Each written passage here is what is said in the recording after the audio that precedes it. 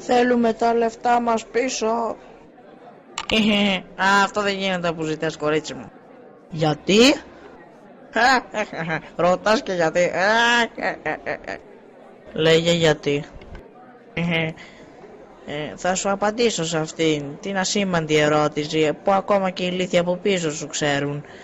Πρώτον, έχουμε φάει τα χρήματα και τα έχουμε δώσει. Και δεύτερον, και να θέλαμε δεν μπορούμε. Γιατί? Σε αυτήν την ερώτηση δεν μπορώ να απαντήσω. Καλά, εντάξει. Άντε πάμε να φύγουμε, παιδιά.